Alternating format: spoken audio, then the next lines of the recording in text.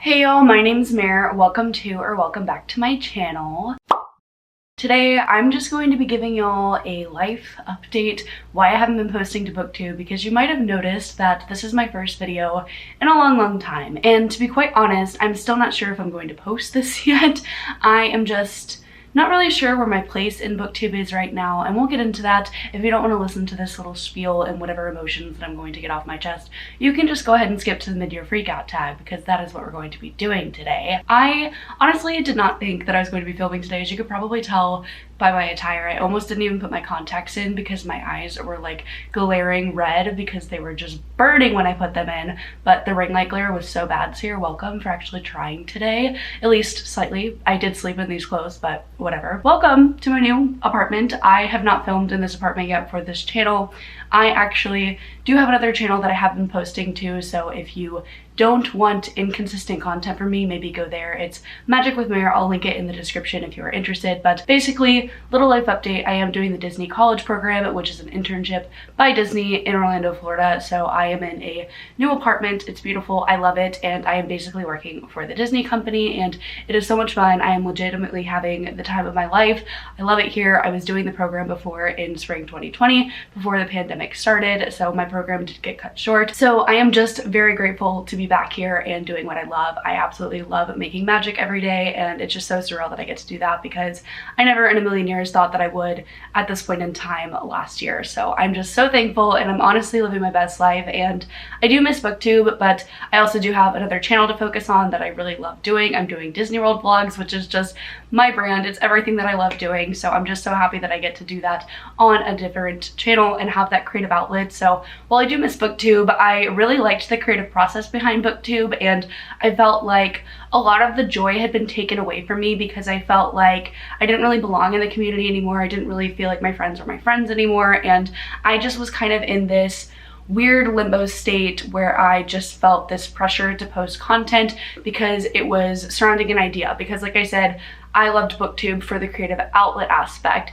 because I love editing videos, I love filming videos, and I love just everything about that. And I feel like with booktube, it's really hard because you have to read certain books to actually have a certain idea come to fruition. So for example, with my Ennea Read series, where I read like each of the 9 different Enneagram types, I had to stop doing them because I felt all this pressure to read certain books just to fit this idea that I have, because I wanted it to fulfill me creatively, but it wasn't fulfilling me as a reader. So I just wanted to stop those videos because at the end of the day, the reason why I started my booktube channel is because I love books and I love reading. And I feel like while it was fulfilling me creatively to have a booktube channel, it wasn't fulfilling me as a reader, which was the very core reason why I started my channel in the first place. So I just needed to take a step back.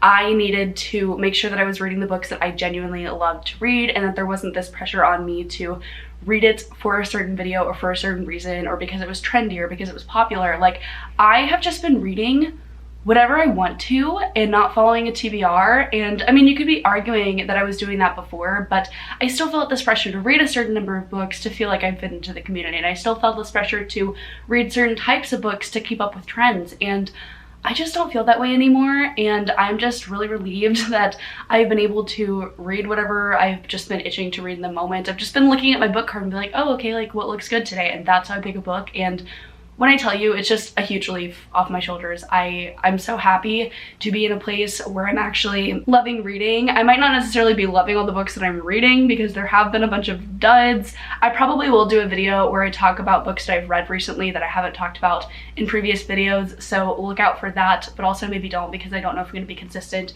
on this YouTube channel, because again, I'm just doing this for me and to talk about the books that I love reading. So I mean, I guess if you like inconsistency, you can subscribe. Today, I am just going to be sharing all the books that I have been reading this year and that I've been loving this year through the mid-year freakout tag. So I don't even know what I just talked about for the last 5 minutes. I hope that you sort of understand why I left booktube. I just wasn't feeling like I had a sense of belonging, and I was just really frustrated with myself for allowing something that I love to get tarnished by another thing that I love. So I just think that being in Florida has really helped me a lot with my mental health and just with my reading health, I guess is that a term that I can use. I just feel like I'm in a much better place with what I'm reading and liking what I'm reading and reading at my own pace. And yeah, so I wanted to come back on here and say hi. You can't get rid of me. I'm very happy to be here and to tell y'all all about the books that I've loved this year, because we're doing the mid-year freakout tag probably a month too late, but it's fine because we're here and we're ready to talk about them. I'm probably going to be staring at my laptop throughout the duration of this video because I don't remember how to film a sit-down video for booktube, so bear with me. I'm going to try to look at you, okay? I'm going to try to give you lots of eye contact, but it just might not be the whole video, okay? The very first question is, what is the best book you've read so far this year? And this is just really a doozy to start off on because I am struggling to even think of one book because there's multiple books that I've obviously loved this year, but at the same time, I'm like, okay, do I really have like one book that comes to mind that I really want to scream about? And the answer is yes, of course, but I had to think about it for a while. And so I'm gonna give you some honorable mentions first, and then I'm gonna talk about my top 3 books of the year. So this is really just going to be a really long video talking about every single book that I've loved this year, but honorable mentions for this title. You probably are going to be shocked by some of these because I haven't been talking about these books on YouTube, but the very first book that I want to honorably mention for best book of the year is House of Salt and Sorrows. And I have not talked about this book on my channel, but I loved it. It was eerie, it was ghosty, it was just so atmospheric, and I loved it. It's about these sisters who live on a house at the edge of like the sea, and they just all keep mysteriously dying and you don't know why. I loved it. I read it with my good friend Skylar from Skylar Reads, and we both just absolutely adored it. I cannot wait for Erin Craig's next book. The next book I have to give honorable mention to is To Kill a Kingdom. We have known that I've loved this book for a while now. It is a stabby Little Mermaid retelling, and I loved it. I just love the 2 main characters, and I'm sure that I'm going to be talking about this book for a lot of the questions throughout this tag, so just so you know, it's coming back. The last book that I have to mention for this is actually one of the first books that I read in 2021, and that is The Midnight Library, which is about this woman named Nora who commits suicide, and after committing suicide, she ends up in this place called the Midnight Library, where she gets to live through all these different life experiences that she had regrets about previously. So I just really love this book. It made me cry. So again, it might be showing up again throughout this mid-year freakout tag. I don't know, maybe. Now we're coming down to my top 3, which is kind of tricky, but I think okay, so my third favorite book of the year is Down Comes the Night by Allison Saft. I really love this book. It was very snowy, very gothic. It is about a girl named Ren, I believe her name is. I don't even know what her name is. Is it really one of my favorite books of the year? I don't know. I don't have a good memory. I have the memory of a goldfish. It's fine. I loved this book because it was kind of dark and atmospheric and slow. It was very, very slow, definitely gothic, but I loved the snowy setting, and the enemies to lovers pining was so good. Allison Saft makes you wait for it, but I promise the end reward is amazing. And I feel like with enemies to lovers, so many of the times it's not actually like true enemies to lovers, but this one, like, they're definitely enemies, and you can kind of understand both of their thinking, and then they come together and you're like, ooh, like I really liked that. So Down Comes the Night, I highly recommend. Then my second favorite book of the year is Lore by Alexandra Bracken. I need to read Alexandra Bracken's entire backlist. I don't know what I've been waiting on, but I freaking love this book. It is essentially Percy Jackson meets the Hunger Games, but very, very bloody. I mean, I guess the Hunger Games is very, very bloody, so you know, whatever. But this was just so good. I freaking loved it. It was just so action-packed, and it kept me on the edge of my seat the entire time. And finally, my favorite book of the year, we're not going to be surprised by this because I also have not shut up about this book on my channel, and that is Furyborn by Claire Legrand. I'm not going to get into why I love this book so much because I feel like I talk about it in every single one of my freaking videos, but it is just incredible. I loved all the characters and the world building. It was so complex and amazing, and oh, just go read Furyborn if you haven't yet because I'm tired of screaming about it. Thank you. Now, we're going to talk about the best sequels that I've read this year, and so continuing off of Furyborn, I'll just go ahead and flat out say Kingsbane was probably the best sequel that I read this year, but I have also read The Blocks in the Woods by Marian Johnson, and I also gave this one 5 stars. This is the 4th installment in the Truly Devious series. So the Truly Devious series is a trilogy, and this is sort of a companion side novel about a mystery that the main character Stevie Bell solves after the events of the Truly Devious mystery, and I just adored this book. I knew I was going to adore this book when I picked it up. I just love Stevie and all of Marian Johnson's characters, and I think that she just writes a really enticing mystery. And I really loved that this was a standalone because I think a lot of people their biggest complaints about the Trillia Stevia series is that they think it's going to be just one mystery per book, and then it's not. And so it can be really frustrating for it to be kind of spread out longer than it needs to be, but I think The Box in the Woods was perfect for that. I was actually going through a really tough time when I read this book, and I am honestly still going through a really tough time, but I really needed a book to just distract me and take me away from what I was dealing with, and The Box in the Woods definitely did that. It was incredible, kept me on the edge of my seat, and I loved it. I also just realized that people can see me from my filming spot in my apartment because I'm looking out the window and I'm just seeing people walk by, and I'm like, well, they can definitely see me filming this video, so I guess subscribe y'all. Anywho, the third best sequel that I read this year is actually probably a surprise. I don't know if it's a surprise, but it's definitely not like Mare reads to like books like this or to read books like this, so it's very surprising that it's on this list, at least to me, and that is Broken Prince by Erin Watt, which is the second book in the Paper Princess trilogy, which is a new adult romance series following a girl named Ella who is recently orphaned. So she gets taken by one of her father's friends, not like taken, like she's like respectfully adopted by her father's friend, and then she goes to live with that family, and then in this family she might fall in love with one of her new stepbrothers, but at first they hate each other, so it's enemies to lovers, and it's really fun. And I just think Broken Prince was the most fun of the entire trilogy, so love that for me, love that for Erin Watt. It was a good time. The next question is a new release that you haven't read yet that you really want to, and of course I have multiple books to answer this question for. So the first is going to be The Maidens by Alex Michaelides. I think I said that right, but Alex Michaelides wrote The Silent Patient, which was one of my favorite thrillers that I've ever read, so I definitely want to read The Maidens by him, but I just haven't been in a very thrillery mood. I've been in more of a mystery fantasy mood, so maybe one day when I'm itching for one I'll pick this up, but definitely super stoked about this one. I honestly don't even know what it's about, so I'm sorry I'm not giving you a synopsis, but honestly if you're watching this you're probably one of my friends and you're not looking for a synopsis anyways, so you're welcome. I'm saving you time. The next book, y'all are gonna be mad at me because I still haven't read it, but to be honest with y'all, look at the size of it, okay? It's literally the size of my freaking face. This is The Serpent's Curse by Lisa Maxwell, and I will not shut up about The Last Magician on my channel. I freaking love The Last Magician, and I really need to read this book because I just reread The Last Magician and The Double Sleeve, the first two books in the series, in anticipation of the third book. But then I saw the third book and I saw how long it was, and I was like, oh, I don't know if I can do that right now. And I feel like this series is one that I just want to take my time with anyways and not rush through it. So I'm not overly eager to get to this one, even though I've been waiting for the sequel for literally ever. I've been waiting for it since I finished The Devil's Thief for the first time, but I'm just like, I'm scared of it. Okay, so that's why I haven't read it yet. But this series follows a girl named Esta. How I like to pitch it is like she's basically Doctor Strange but female, and she's wonderful and I love her, and she basically has to go back in time to steal the Infinity Stones, but they're not called Infinity Stones, obviously. This is not just the plot of Avengers Endgame.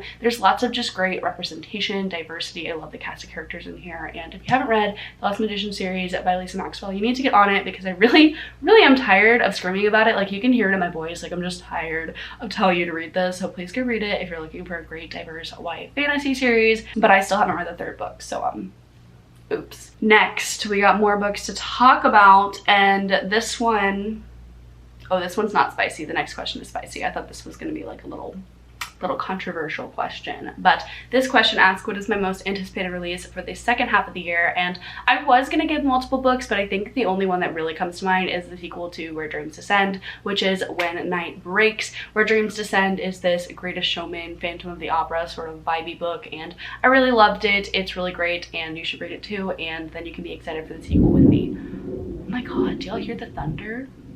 Now we're on to the spicy question, which is, what is the biggest disappointment of the year? And y'all are gonna be flabbergasted when I tell y'all. Blade of Secrets is probably my most disappointing read of the entire year because I hyped this book up to no ends. I loved the synopsis. This is about a teenage blacksmith who has to craft a sword that will reveal secrets of the victims upon killing them. But this book was bland. It was as bland as a stale cracker with no seasoning, no cheese, no nothing. This was terrible. Okay, it wasn't terrible. Like, it was readable, so I ended up giving this one 2 stars, but it just did not do it for me. I really wish that the characters were interesting, even remotely. The side character, the sister of the main character, we needed the book from her point of view because what the heck was this? I thought that the main character was just not worth rooting for.